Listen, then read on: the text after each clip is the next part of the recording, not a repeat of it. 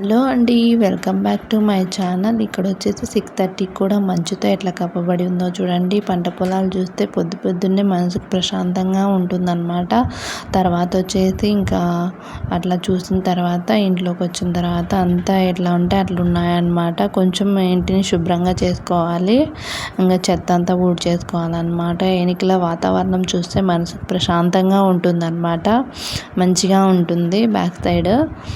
తర్వాత వచ్చేసి సామాన్ అంతా కడిగేసాను అనమాట. నైట్ అంతా చెత్త అంతా ఊడ్చేస్తున్నాను. ఇక్కడ వచ్చేసి నీట్గా పెట్టుకుంటే మంచిగా ప్రశాంతంగా ఉంటుందన్నమాట. లేకపోతే మనకు కూడా అంతగా నచ్చదనమాట. అంత చెదరం అంతా ఇంట్లో తొక్కుంటూ ఉంటే చాలా బాగుంటుంది అనమాట. అందుకే నీట్గా పెట్టేసుకోవాలి. నీట్గా ఉంటే మంచిదన్నమాట. పిల్లలు కూడా మంచిగా ఆడుకోగలుగుతారు. లేకపోతే అంతా ఎట్లా అంటే అట్లా వేసేస్తారనమాట. మొత్తం అంతా క్లీన్ చేసుకుంటున్నాను, శుభ్రంగా చెత్త అంతా ఊడ్చేస్తున్నాను అనమాట. తర్వాత వచ్చేసి స్టవ్ని క్లీన్ చేసుకుంటున్నాను. మార్నింగ్ ఎప్పుడు నేను అట్లా నీళ్ళు చల్లేసుకొని కొంచెం క్లీన్గా పెట్టేసుకుంటాను అనమాట. ఎందుకో అలా అలవాటైపోయింది. అలా చేయాలి కూడా అంట. ఎంతమంది మీరు ఇలా చేస్తారో కామెంట్ చేయండి. ఇట్లా మంచిదంట వాటర్ చల్లేసుకొని తుడుచుకోవడం వల్ల.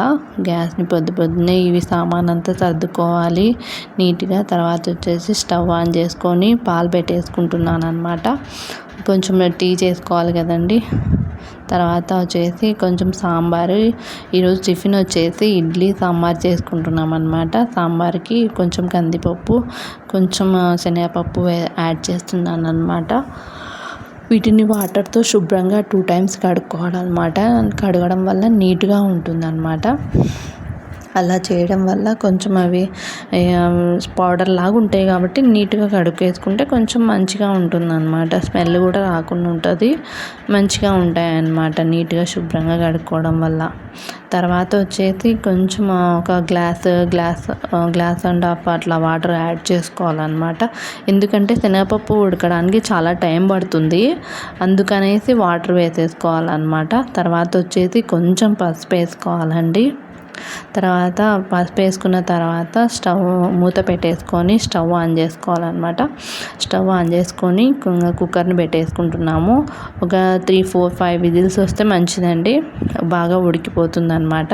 ఇక్కడ వచ్చేసి ఇడ్లీ పిండి నేను పట్టేసుకున్నాను అనమాట. నిన్ననే అంతా ఇంకా ఇక్కడ కలుపుకోవాలి కదా నీట్గా. పిండి కొంచెం తీసేసుకుంటున్నాను అనమాట, లేకపోతే అంతా వేరేలాగా అయిపోతుంది. అది దేనికి దాన్ని పక్కన పెట్టేసుకోవడం వల్ల నీట్గా ఉంటుంది అనమాట. తర్వాత వచ్చేసి ఇక దాంట్లోకి కొంచెం సాల్ట్ యాడ్ చేస్తున్నాను. సాల్ట్ రుచికి సరిపడేంత వేసుకోండి. తర్వాత వంట సోడా వేసుకోవాలి. తర్వాత వాటర్ యాడ్ చేసుకోవాలన్నమాట. వాటర్ యాడ్ చేసుకొని నేను చూపిస్తున్న విధంగా లూజ్గా అట్లా చేసుకుంటే మంచిగా ఉంటుందన్నమాట. ఇక్కడ చూడండి, కొంచెం పప్పు బాగా ఉడికింది కదా. సాల్ట్ వేసుకొని మెత్తగా వెనుపుకోవాలన్నమాట. మెత్తగా పేస్ట్ లాగా చేసుకోవాలన్నమాట మంచిగా. తర్వాత వచ్చేసి ఇంకా చింతపండు కూడా దాంట్లో యాడ్ చేసేసాను. ఇడ్లీ పాత్ర తీసుకోవాలన్నమాట. ఇడ్లీ పాత్ర తీసుకున్న తర్వాత కొంచెం వాటర్ యాడ్ చేసుకోవాలి. దానికి తగ్గట్టుగా వాటర్ పెట్టేసుకోవాలన్నమాట. స్టవ్ ఆన్ చేసుకొని స్టవ్ మీద పెట్టేసుకోవాలి. ఇక్కడ వచ్చేసి ప్లేట్స్లలో కొంచెం ఆయిల్ అప్లై చేసుకోవాలన్నమాట. దాంట్లోకి అన్నిట్లోకి ఆయిల్ అప్లై చేయడం వల్ల మంచిగా వస్తాయి. మంచిగా ఇడ్లీ రవ్వ చూడండి, ఇడ్లీ పిండి అట్లా ఉంటే లూజ్గా మంచిగా మెత్తగా స్పాంజ్ లాగా ఉంటాయన్నమాట. ఇక అన్నీ వేసేసుకున్నామండి. ఇంకా పెట్టేసుకుంటున్నాను అనమాట. ఆవిరి కూడా కాగింది.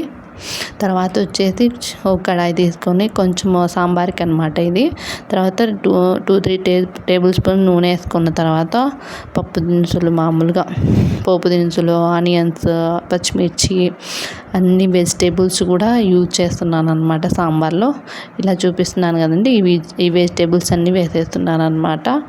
ఈ వెజిటేబుల్స్ వేసుకోవడం వల్ల మంచిగా ఉంటుంది. ఓన్లీ ఉత్త సాంబార్ అంటే తినలేము కదా, ఇవి వేసుకోవడం వల్ల పిల్లలకి కూడా మంచిగా తింటే మంచిగా ఉంటుందన్నమాట.